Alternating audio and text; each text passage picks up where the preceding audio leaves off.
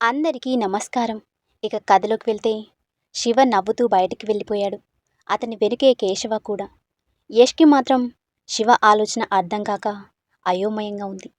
యష్ గదిలో అటూ ఇటూ తిరుగుతూ ఆలోచిస్తున్నాడు. అమృతని వీళ్ళకి అప్పగించి హర్షని తీసుకుని అందరికీ దూరంగా వెళ్ళిపోవాలి అనుకున్నాడు.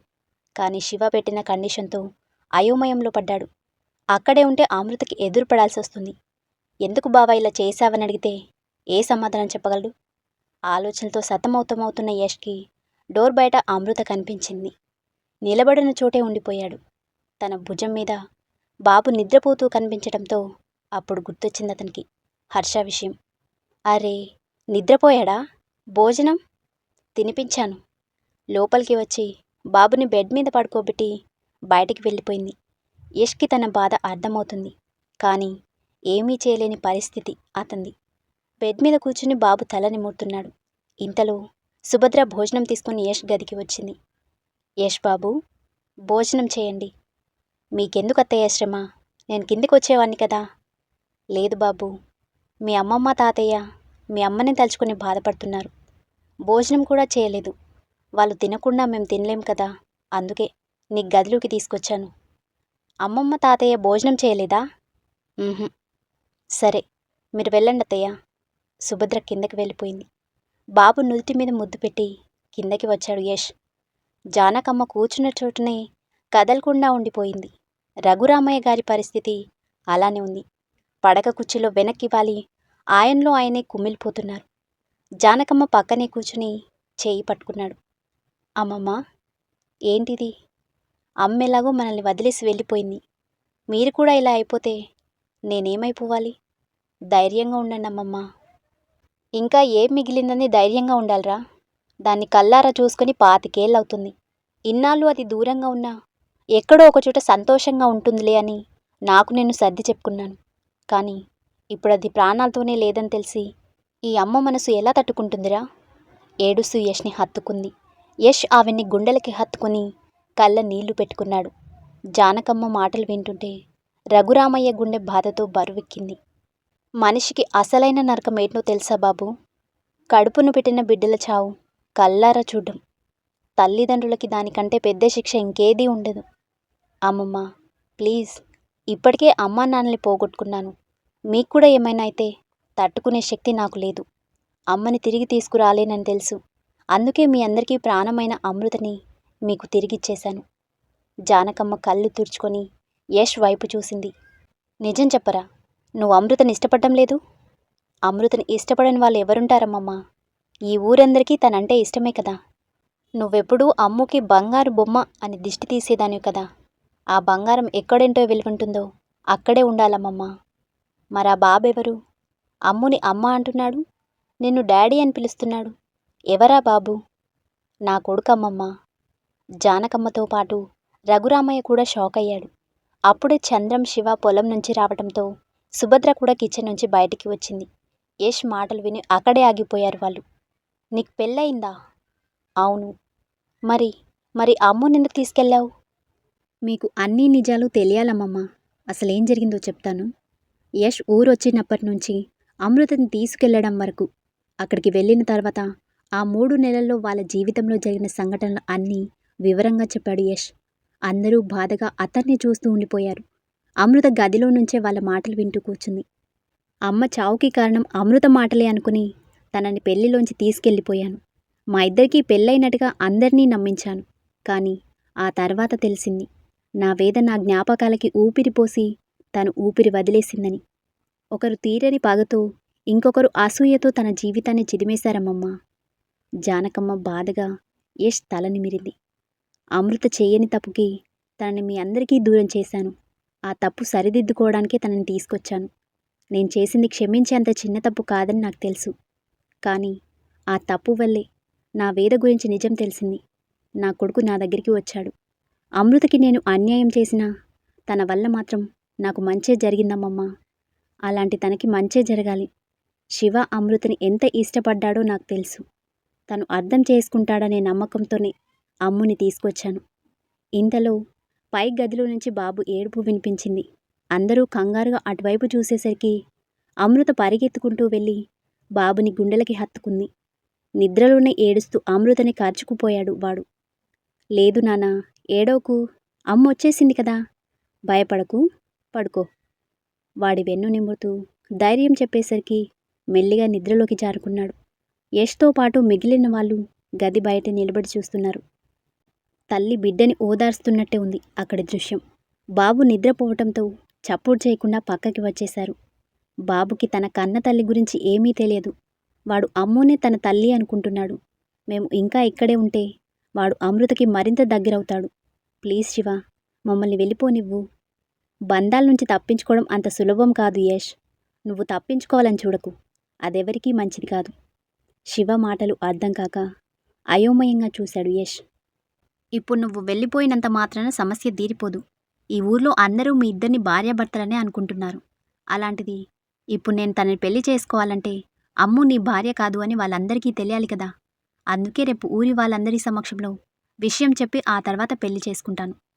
అది కాదు శివ, చెప్పానుగా యష్, బంధాల నుంచి తప్పించుకోవడం సులభం కాదని. నీ తొందరపాటు నిర్ణయం మన ముగ్గురి జీవితాలను ముడిపెట్టింది. రేపటి వరకు వెయిట్ చేయి, మన ముగ్గురి జీవితాలకి ఒక సొల్యూషన్ దొరుకుతుంది. యష్ ఇంకేమీ మాట్లాడలేదు. శివతో పాటు జానకమ్మ, రఘురామయ్య, సుభద్ర, చంద్రం కూడా కిందకి వెళ్ళిపోయారు. యష్ ఆలోచిస్తూ అక్కడే నిలబడ్డాడు. అమృత బాబుని నిద్రపుచ్చి బయటికి వచ్చింది. యష్ తనని తప్పించుకుని లోపలికి వెళ్ళబోతే చేయి పట్టుకుంది తను. యష్ వెనక్కి తిరిగి చూశాడు. కళ్ళల్లో నీళ్లతో అతన్ని హత్తుకుంది. అమ్ము, ఏంట్రా ఇది, చిన్నపిల్లలా? ఏడోకు. హర్షని దూరం చేయొద్దు బావా. వాడు తనలా అనాథలా బ్రతకూడదనేది వేదక్క కోరిక. నేను తనకి మాటిచ్చాను, మీ ఇద్దరికీ తోడుగా ఉంటానని. ఆ మాటని నిలబెట్టుకోనివ్వు. వద్దమ్ము, మా జీవితాలకి ప్రేమ అనేది ఒక శాపంగా మిగిలిపోయింది. అది నీ జీవితాన్ని కబలించకూడదని నేను నీకు దూరం అయ్యేది. శివతో నీ లైఫ్ బాగుంటుంది. నా మాట వినరా, ఈ పెళ్ళికి ఒప్పుకో. యష్ కళ్ళలోకి చూసి ఏడుస్తూ అక్కడి నుంచి కిందకి వెళ్ళిపోయింది అమృత. రఘురామయ్యతో మాట్లాడుతూ అమృతని గమనించాడు శివ. ఆ రాత్రి బాధతో అందరూ భోజనం చేయకుండానే నిద్రపోయారు. ఉదయాన్నే అమృత పెరట్లో కూర్చుని ఆలోచనలో పడింది.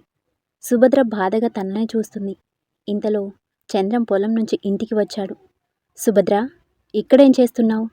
మన అమ్ముని చూడండి, అది ఇంటికొచ్చిందన్న సంతోషమే లేకుండా పోయింది. దూరంగా ఉన్నప్పుడు కనీసం అది సంతోషంగా ఉందని సర్ది చెప్పుకునేవాళ్ళం. మనమేం చేస్తాం? నాన్న కూడా ఈ విషయంలో ఏ నిర్ణయం తీసుకోలేకపోతున్నాడు. అటేమో శివ పెళ్ళంటున్నాడు. ఒకటి మాత్రం నిజం, యష్, శివ, అమృత ముగ్గురులో ఎవరు బాధపడినా మనం కూడా బాధపడాలి. నిజమే, అలా అని అది బాధపడుతుంటే చూడలేకపోతున్నానండి. మన చేతుల్లో ఏమీ లేనప్పుడు ఆ దేవుడి మీదే భారం వేయాలి. చూద్దాం, ముగ్గురి జీవితం ఏ మలుపు తిరుగుతుందో ఆ దేవుడే నిర్ణయించాలి. శివ పాల క్యాన్తో లోపలికి వస్తూ సుభద్ర, చంద్రం మాట్లాడుకున్న మాటలు విన్నాడు. లోపలికి వచ్చి పాల క్యాన్ సుభద్ర చేతికిచ్చి అమృత దగ్గరికి వచ్చి పక్కనే కూర్చున్నాడు. అమృత తల తిప్పి శివ వైపు చూసింది. ఏంట్రా ఇది, నువ్విలా డల్గా ఉంటే ఎలా? ఇంట్లో అందరూ డల్ అయిపోయారు. ఈ ఇంట్లో అందరి సంతోషం నీతోనే ముడిపడి ఉందమ్మో. అమృత మౌనంగా ఉండిపోయింది. శివ తన చేతిని పట్టుకున్నాడు. నాకు తెలిసి నా చిట్టి రాక్షస్ ఎప్పుడూ ఇంత సైలెంట్గా లేదు. మరిప్పుడు ఏమైంది? ఏం లేదు బావా, నేను బానే ఉన్నాను. సరే, రెడీ అయ్యిరా, అలా బయటికి వెళ్దాం. ఎక్కడికి? ఊళ్ళో వాళ్ళంతా అమ్ము వచ్చిందట కదరా అని నా బుర్ర తినేస్తున్నారు. ఒకసారి అందరికీ కనిపిస్తే వాళ్ళు కూడా హ్యాపీగా ఫీల్ అవుతారు. వద్దు బావా, నేను రాలేను.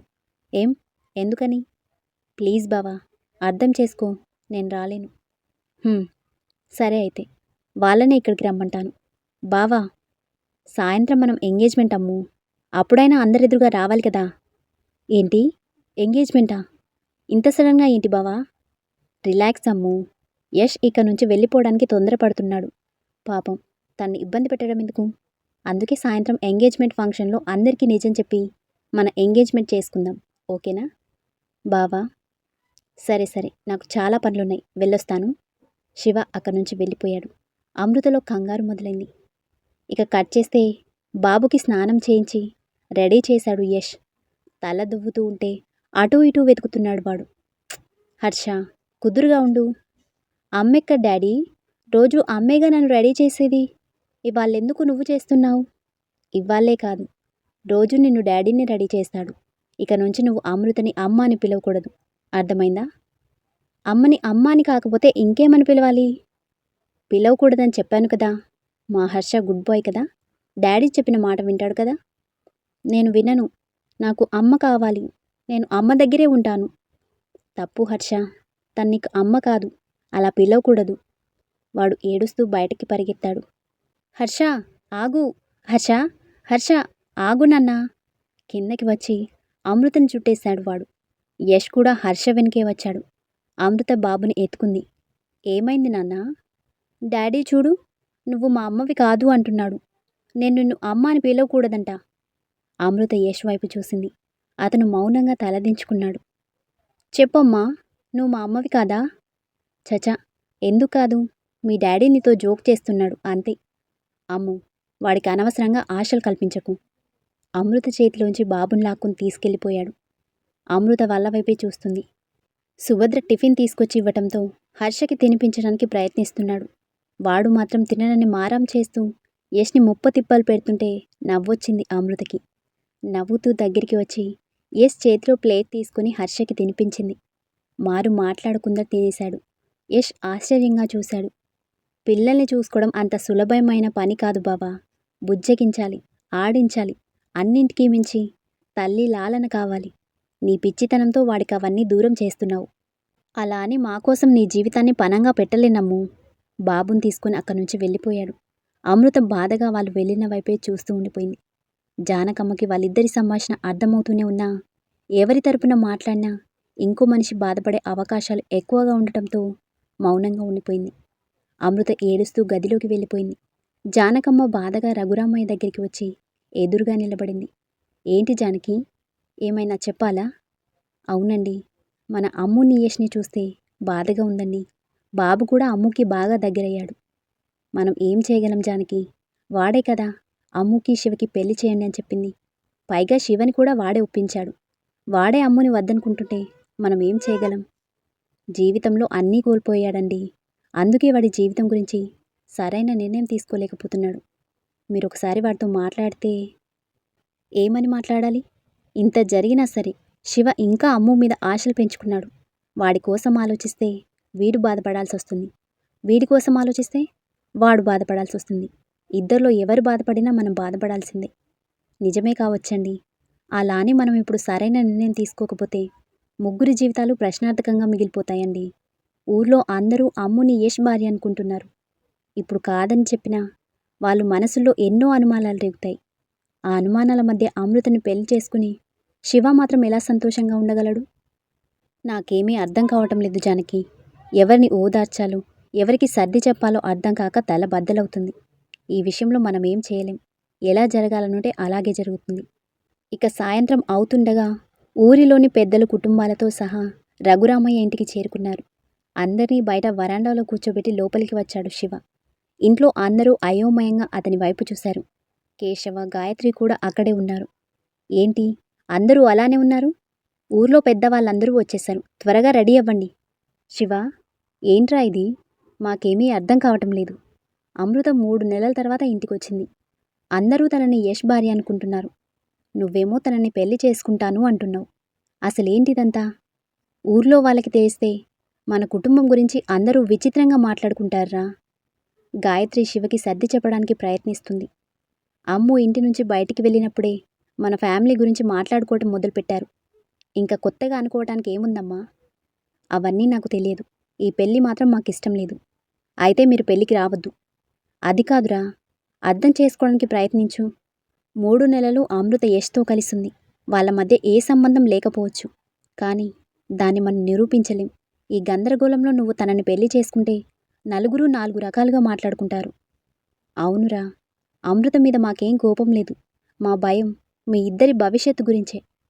కేశవ కూడా సర్ది చెప్పడానికి ప్రయత్నించేసరికి శివ ఇద్దరి వైపు చూశాడు. మా భవిష్యత్తుకి వచ్చిన నష్టం ఏమీ లేదు నాన్న. మేము సంతోషంగానే ఉంటాం. బయట అందరూ ఎదురు చూస్తున్నారు. మీరెళ్ళండి. నేను అమ్ముతో మాట్లాడి తనని తీసుకొస్తాను. అవును, తాతయ్య ఎక్కడా?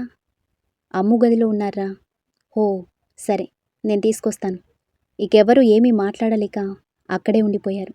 అమృత గదిలోకి వెళ్ళి డోర్ లాక్ చేశాడు శివ. అయోమయంగా ఒకరి మొహం ఒకరు చూసుకున్నారు. శివ ఏం చేస్తున్నాడో అర్థం కాక అయోమయంగా ఉంది యష్కి. ఒక 10 నిమిషాల తర్వాత శివ బయటికి రావడంతో అందరూ అమృత గదివైపు చూశారు. శివ నవ్వుతూ అమృత చేయి పట్టుకుని బయటికి తీసుకువెళ్ళాడు. గుమ్మం దగ్గరే ఆగి వెనక్కి చూడటంతో అందరికీ అర్థమైంది బయటికి రమ్మని చెప్తున్నాడని.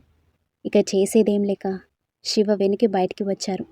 అమ్ము తల్లి, ఎలా ఉన్నావు? నీ గురించి అడిగితే మీ బావ సాయంత్రం ఇంటికి రండి, అన్నీ వివరంగా చెప్తాను అన్నాడు. ఏమైందమ్ము? మీ ఆయనతో ఏమైనా గొడవ పడ్డావా? అందరూ తలో మాట అడగటంతో ఏం చెప్పాలో అర్థం కాక అయోమయంగా చూసింది తను. చెప్పమ్ము, ఏమైంది? ఆగండి, అన్నీ ఒకేసారి అడిగిస్తే ఎలా పిన్ని? కాస్త దాన్ని మాట్లాడనివ్వండి. అమ్ము, ఏం జరిగిందో చెప్పవే. అమృత తల తిప్పి యష్ వైపు చూసింది. నిజం చెప్పేయమని సైగ చేశాడు. గొంతు సవరించుకుని అందరికీ నమస్కరించింది ముందు. అందరూ నన్ను క్షమించాలి. తాతయ్యకి చెప్పకుండా వెళ్ళిపోవటం తప్పే, కానీ తప్పలేదు. యష్ అయోమయంగా అమృత వైపు చూశాడు.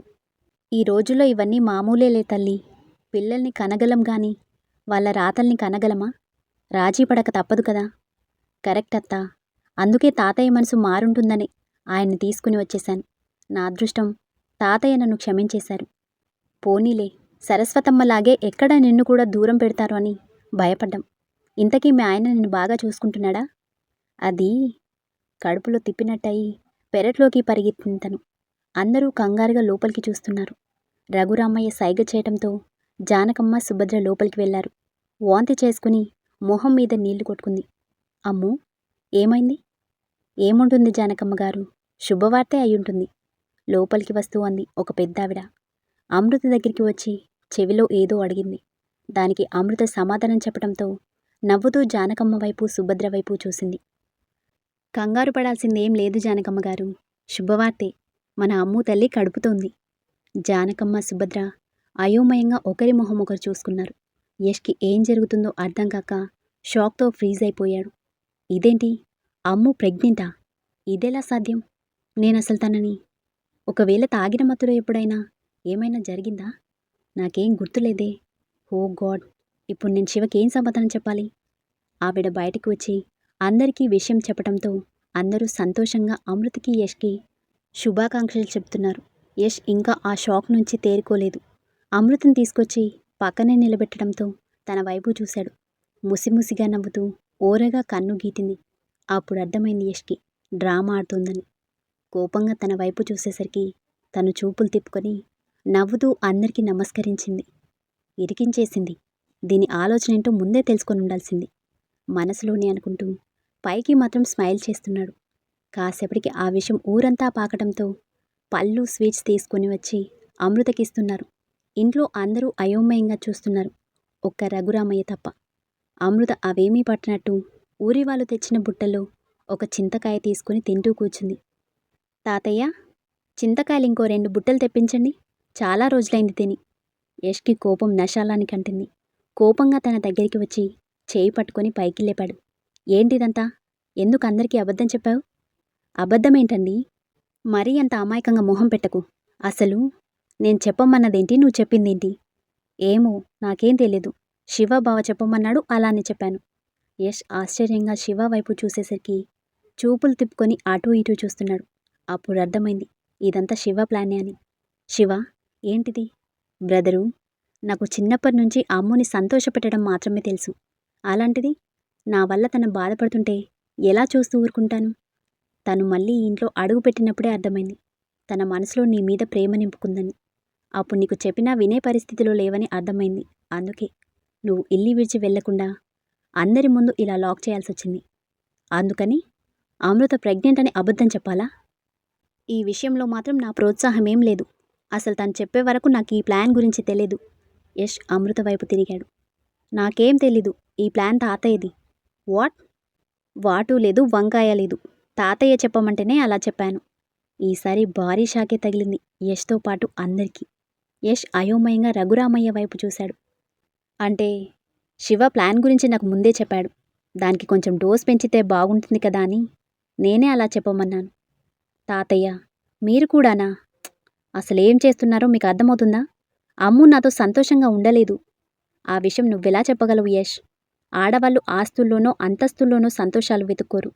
వాళ్ళ మనసుకు నచ్చినవాడు పక్కనుంటే అది పూరిపాక అయినా సరే సంతోషంగానే ఉంటారు. శివ, నీకు అర్థం కావటం లేదు. నాకు ఆల్రెడీ పెళ్ళైంది. బాబు కూడా ఉన్నాడు. మన అమ్ముకి ఏం తక్కువని? ఏదో తక్కువైందని కాదు బావా.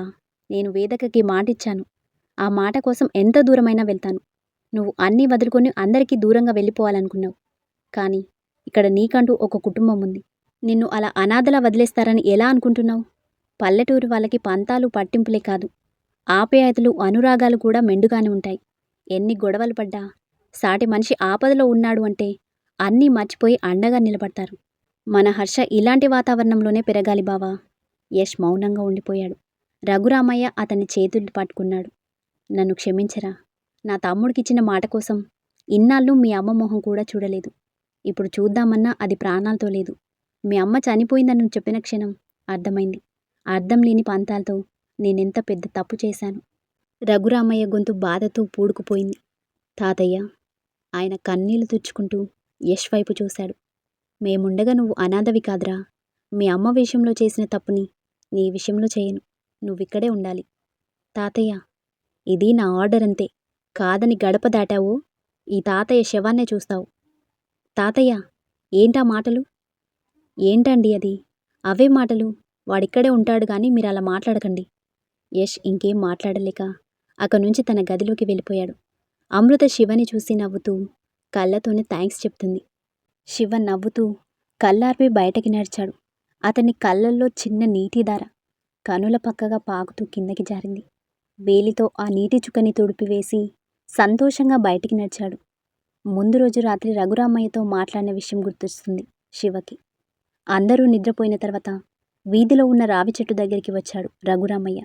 ఆయనకి తెలుసు శివకి మనసు బాలేనప్పుడు అక్కడే కూర్చుంటాడని. ఆయన ఊహించినట్టుగానే శివ అక్కడే ఉన్నాడు. రఘురామయ్య అతని పక్కనే కూర్చుని భుజం మీద చేయేశాడు. శివ, నీ నిర్ణయం సరైనదే అని నువ్వు అనుకుంటున్నావా? అతనేం మాట్లాడలేదు. మౌనమే సమాధానంగా వచ్చింది. నాకు తెలుసురా, నీకు అమ్ము అంటే ఎంత ఇష్టమో. కానీ ఇప్పుడు ఈ పెళ్లి వల్ల మీరిద్దరూ సంతోషంగా ఉంటారని నాకు అనిపించటం లేదు. అమ్ము 3 నెలలుగా యష్ దగ్గరే ఉంది. తనేమీ తప్పు చేసి ఉండకపోవచ్చు. కానీ అందరి దృష్టిలో యష్ భార్యగా ముద్రపడింది. అలాంటిది ఇప్పుడు నువ్వు నిజం చెప్పి పెళ్లి చేసుకున్నా మొదటగా వాళ్ళకి యష్తో ఉన్న అమృతనే గుర్తొస్తుంది. అదెవరికి మంచిది కాదురా. వాళ్ళు వీళ్ళు ఏదో అనుకుంటారని నేనేం చేయడం లేదు తాతయ్య. నాకు అమ్ము సంతోషమే ముఖ్యం. అమ్ము యష్తో సంతోషంగా లేదు అని తెలిస్తే ఎవరేమనుకున్నా తనని పెళ్లి చేసుకునేవాణ్ణి తాతయ్య. కానీ అది నోరు విప్పి చెప్పకపోయినా యష్ అంటే దానికి ఇష్టమని తన కళ్ళల్లోనే తెలుస్తుంది. శివ, యష్ అందరినీ పోగొట్టుకుని ఒంటరిగా మిగిలిపోవాలనుకుంటున్నాడు. కానీ అలా ఎలా వదిలేయగలం తాతయ్య? యష్ ఈ ఇంటి వారసుడు. నాకంటే ఎక్కువ హక్కులు వాడికే ఉన్నాయి. అందరూ ఉండి కూడా వాడు అనాథలా మిగిలిపోయకూడదు. అలా జరగాలి అంటే అమృతతో యష్ పెళ్లి జరగాలి. రఘురామయ్య ప్రేమగా శివ తలని మిరాడు. చాలా గొప్పగా ఆలోచిస్తున్నావురా. ఈ పాటి ఆలోచన నాకు లేకనే నా కూతుర్ని పోగొట్టుకున్నాను. తాతయ్య, జరిగిన దానిని మనం మార్చలేం. కానీ జరగబోయేది మన చేతుల్లోనే ఉంది. అమ్ముని యష్ని కలపడానికి నాకు సహాయం చేయండి. తప్పకుండా. గుమ్మం వరకు వెళ్ళి వెనక్కి తిరిగి అమృతని చూశాడు. ఉదయం వరకు తన మొహంలో కనిపించిన ఆందోళన మాయమై సంతోషం కనిపించింది. ఆ సంతోషాన్ని మనసులోనే నింపుకుంటూ బయటికి వెళ్ళిపోయాడు. అప్పటి వరకు ఏం జరుగుతుందో అని భయపడ్డ అందరికీ సమస్య ఒక కొలిక్కి రావడంతో రిలాక్స్ అయ్యారు. హర్ష ఆడుకుంటూ వచ్చి అమృతని చుట్టేశాడు. అమ్మా, నాకిక్కడ చాలా బాగుంది. బోల్డ్ మంది ఫ్రెండ్స్ అయ్యారు తెలుసా? అవునా? అయితే మా హర్ష ఆడుకోవడానికి ఫ్రెండ్స్ని వెతికేసుకున్నాడన్నమాట. హర్ష నవ్వుతూ అమృత చేతిలో ఒదిగిపోయాడు. వాడింకా ఏవో కబుర్లు చెబుతూ ఉంటే జానకమ్మ సుభద్ర కూడా నవ్వుతూ అక్కడే సెటిల్ అయిపోయారు. చంద్రం మాత్రం పొలానికి వెళ్ళాలని చెప్పి బయటికి వెళ్ళిపోయాడు. బాబు ముద్దు ముద్దుగా కబుర్లు చెప్తుంటే ముచ్చటగా అనిపించి రఘురామయ్య అక్కడికి దగ్గరలోనే పడక కుర్చీలో కూర్చున్నాడు. అమృత అందరినీ చూస్తూ ఉంది. ఊరి వాళ్ళు వచ్చినప్పుడు శివ తన గదిలోకి వచ్చిన విషయం గుర్తొస్తుంది తనకి. ఇలాంటి మరిన్ని ఇంట్రెస్టింగ్ స్టోరీస్ కోసం మన ఛానల్ని సబ్స్క్రైబ్ చేసుకోండి. Thank you.